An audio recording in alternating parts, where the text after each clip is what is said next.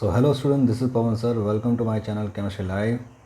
और आज की इस वीडियो में हम करेंगे सिर्फ प्रैक्टिकल से रिलेटेड वाइवा क्वेश्चंस। ओके, ये कुछ वाइवा क्वेश्चंस की सीरीज़ मैंने शुरू की है क्योंकि कुछ बच्चों के कुछ मेरे पास मेल आए थे कि सर हमें वाइवा के भी क्वेश्चंस कराइए। तो ये कुछ वाइवा के क्वेश्चंस मैंने लिए हैं। इस बार मैंने जो वाइवा लिया है वो इंडिविजुअली हर एक पार्ट को मैं कवर करूँगा इस पूरे सीरीज़ में। जैसे इस बार मैंने अभी यहाँ पे लिया है प्रिपरेशन ऑफ इनऑर्गेनिक कंपाउंड, जिसमें आप सॉल्ट बनाते हैं, क्रिस्टलाइजेशन करते हैं, आप पोटाश एलम बनाते हैं। आपने बनाया भी होगा, आपके प्रैक्टिकल्स में भी आते हैं। तो जो क्रिस्टल्स बनाने होते हैं, जैसे मोर साली क्रिस्टल आपने बनाए होंगे, पोटाश एलम के क्रिस्टल आपने बनाए होंगे, तो उससे रिलेटेड जो भी आपके वाइवा के क्वेश्चंस बनते हैं उसको मैं यहाँ कवर कर रहा हूँ।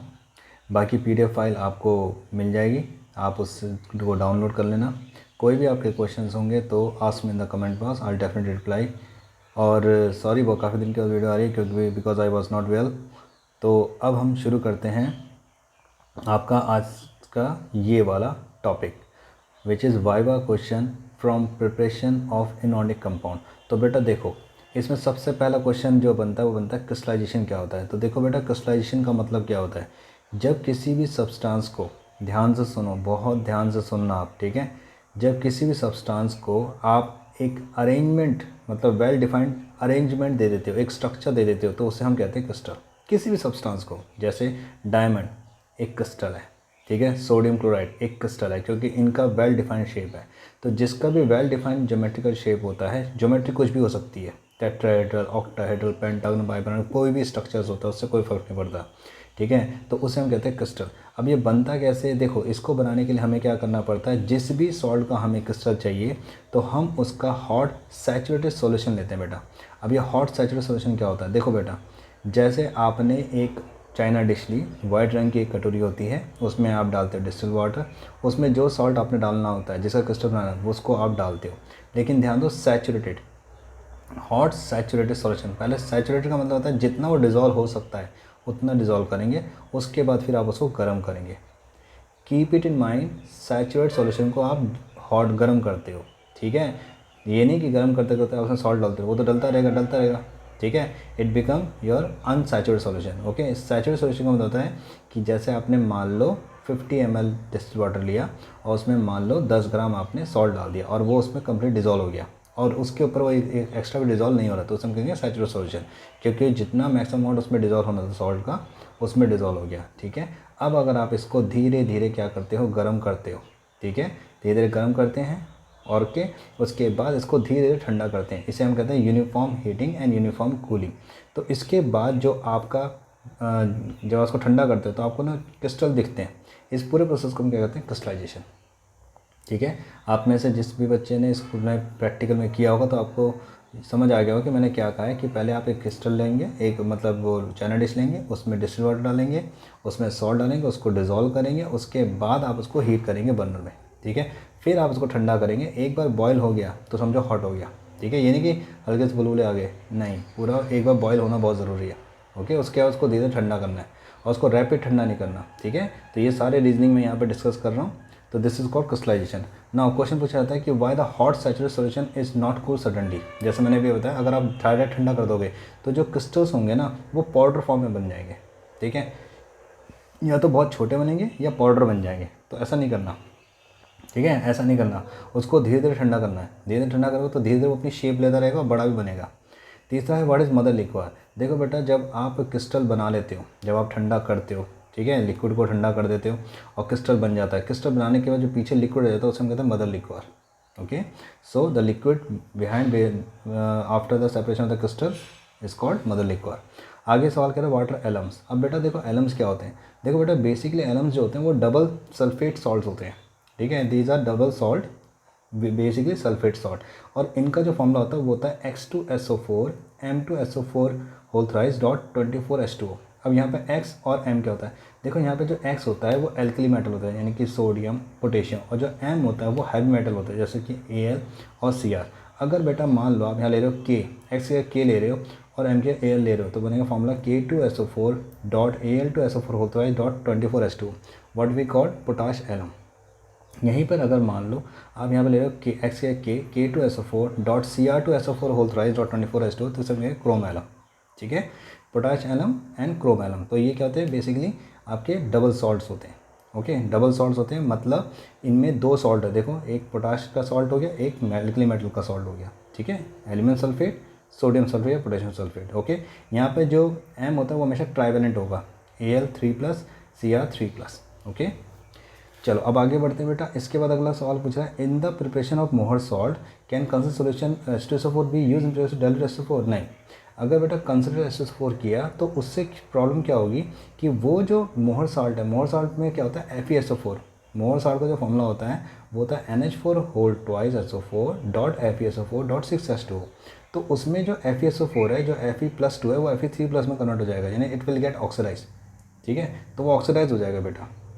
तो वो नहीं होना चाहिए। H2SO4 consider sulphuric acid strong oxidising agent. Okay, next आता है बेटा what is the action of heat on potash alum. देखो पोटाश एलम को हीट करेंगे तो क्या होगा, ऑब्वियस है बेटा, जब आप किसी भी सॉल्ट को हीट करते हो, हाइड्रेटेड सॉल्ट, क्योंकि देखो ये सारे क्या हाइड्रेटेड सॉल्ट है, यहाँ पर वाटर, तो वाटर एवोपरेट हो जाएगा, ठीक है, तो यहाँ पे क्या हो जाएगा, वो वाटर क्या हो जाएगा, एवोपरेट हो जाएगा, it they will evaporate their water. इसे हम कहते हैं वाटर क्रिस्टलाइजेशन। जो भी डॉट वाटर लगाते हैं ना, डॉट H2O, वो वाटर क्रिस्टलाइजेशन होता है, जैसे जैसे हम हाइड्रेट वर्ड देते हैं, ठीक है।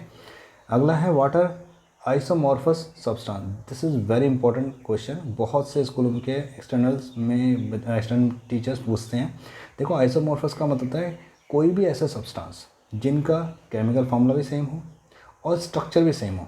ध्यान सुनो, केमिकल फार्मूला भी सेम हो और स्ट्रक्चर भी सेम हो, उसे हम कहते हैं आइसोमॉर्फस। फॉर एग्जांपल जैसे मैंने यहाँ पे दिया इप्सम सॉल्ट, फार्मूला है MgSO4.7H2O, और ये क्या कहते हैं green vitriol ferrous sulphate dot 7H2O। तो अगर मैं इसको यहाँ पर बनाऊँ तो ये कैसे बनेगा, तो देखो ध्यान से बेटा, जो MgSO4 है डॉट 7H2O, ठीक है, तो अगर मैं इसका फॉर्मूला बनाता हूँ, इसका स्ट्रक्चर बनाता हूँ, तो ये ऐसा बनता है। ध्यान से देखिए, H2O, ठीक है, H2O, H2O, H2O, H2O, H2O, ठीक है, ये हो गया 2+, और यहाँ पे आता है SO4 2 नेगेटिव, और एक वाटर बाहर रहता है। और अगर मैं Fe का बनाऊँ, यानी कि ग्रीन विट्रॉल का, तो ग्रीन विट्रॉल का भी ऐसे होता है, ये Fe है, इसका भी होता है वही H2O, H2O, H2O, OH2, OH2, OH2, और यहाँ पे आपका 2+, यहाँ आपका SO4 2 नेगेटिव। तो देखो बेटा दोनों का ज्योमेट्री का स्ट्रक्चर सेम है, ऑक्टाहेड्रल शेप कहते हैं इसको, ठीक है, तो इस वजह से इसको हम क्या कहते हैं आइसोमॉर्फस, ठीक है। तो ये आइसोमॉर्फस है, मतलब जिनकी प्रॉपर्टी भी सेम होती है, और जिनकी क्या कहते हैं स्ट्रक्चर भी क्या होता है सेम होता है, केमिकल फार्मूला भी क्या होता है सेम होता है, ठीक है, basically same chemical formula and same structure को आइसोमॉर्फस कहते हैं। अगला क्वेश्चन पूछा बेटा why is diluted sulphuric acid is added to the solution during the preparation of Mohr salt, during the preparation of Mohr salt crystal and aluminium sulphate crystal. तो obvious है बेटा वो इसीलिए किया जाता है डाइल्यूटेड सल्फ्यूरिक एसिड, ताकि इसमें हाइड्रोलिसिस ना हो, ठीक है। अब होगा क्या बेटा, अगर आपने वहाँ पर डाइल्यूटेड सल्फ्यूरिक एसिड यूज़ किया तो वो हाइड्रोलिसिस नहीं होने देगा, जो फेरस सल्फेट है उसका हाइड्रोलिसिस नहीं होगा। अगर हाइड्रोलिसिस फेरस सल्फेट का हाइड्रोलिसिस हो जाता है तो वो दोबारा Fe3+ में चेंज हो जाता है, ठीक है, तो वो हाइड्रोलिसिस नहीं होने देगा।